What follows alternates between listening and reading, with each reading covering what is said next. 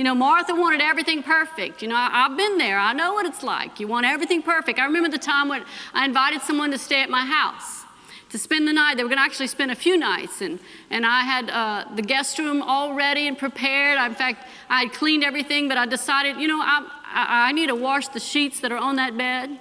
So I put them in the wash and dried them, and I asked my daughter Jody to put them on the bed. Maybe she didn't hear me. I thought I asked her, maybe I didn't, but in my mind, it was taken care of. So our guests come in.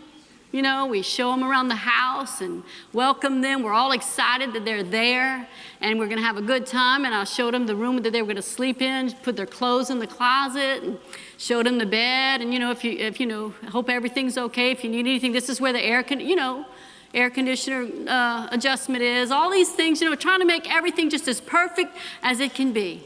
You know, we had a nice dinner and everything was wonderful, and so they went to bed, and the husband came down the next morning from upstairs, and I asked, well, how did you sleep? And then he said, oh, you know, it was nice, except we didn't have sheets on the bed. I thought, you know, this guy was terrible about always pulling my leg.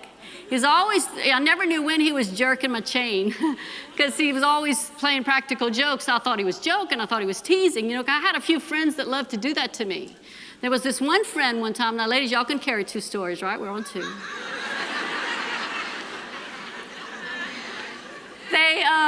This other gentleman was really bad. He told me, Cathy, and he was telling me stories all the time, and I was so stupid I would go repeat these stories. Till one time I got so embarrassed, now I don't even listen to him. I'm so cynical, I won't listen to a word he says, because one day he told me, do y'all want to hear the story he told me? One day he told me, Cathy, there's a big discussion in Washington right now, and the Congress is trying to make a law, trying to decide at what point, because, you know, the pilots are flying so high. I don't know why I'm going to throw my guts out there and tell you this story. The pilots, you know, they're going higher and higher, but the planes are so sophisticated. You know, they're at some point, they're no longer a pilot, they actually become an astronaut.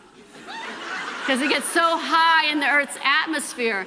And I was hitting him. I said, nah, you're lying, you're lying. He said, no, it's true, Cathy, it's really true. He's just so good at lying. I bought into it hook, line, and sinker. I did. I said, really? He says, yeah. In fact, they've just said it's such a big deal, they've actually made these little astronaut wings. And they get to wear them when they fly. They're not just pilot wings, they're astronaut wings. I know it probably sounds like a dumb blonde joke, but it really happened. I did it. Anyway, he convinced me so much that the next time I was out on the road with Jesse, we went out to eat. He went to preach somewhere. Yes, you're right. He went to preach somewhere, and afterwards we went to dinner at Chili's. There was like a whole table, maybe about 10 people. Yes, this is the answer to the question, is how dumb can someone be? And so and you know what? It had to happen that way, that a couple of people at the table were Delta airline pilots. Yeah, I didn't just tell the story. I told the story to Delta airline pilots. And so when I found out they were pilots, I wanted to see if they knew about this new thing that was going on in Washington, D.C. And I said, oh, you're a pilot.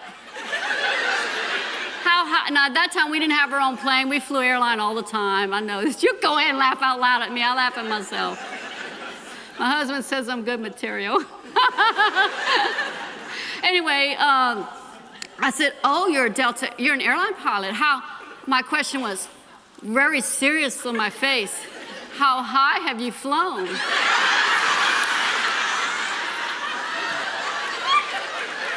And they said the number, and I thought, that's higher than the number he told me. And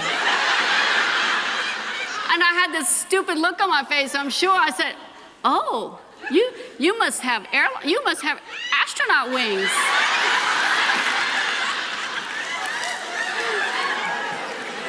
And they all just kind of froze. And they were thinking, do we laugh out loud at the evangelist's wife? Jesse turned around and looked at me like, I'm not taking you anywhere with me. And so I started, I said, yeah, and then I didn't even go any farther. I just knew. Under the table, my hand went into a fist. I can't wait till I get home and I talk to Jerry. He told me this was true, and he did it to me. I was mad at him. I forgot about all those people. I remembered that I told him, I said, no, I know this can't be true. And he convinced me that it was so much that I went and made a fool in front of all these people, full of myself. And so, of course, what happened the rest of the night? We started telling dumb blonde jokes. This one that they told, I remember, was so funny to me at the time. They say, yeah, this blonde went to the restaurant, ordered a steak, and I can tell blonde jokes because I'm blonde. Nobody else try it.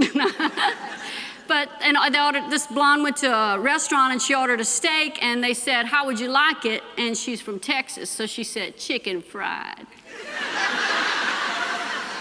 It was funny at the time.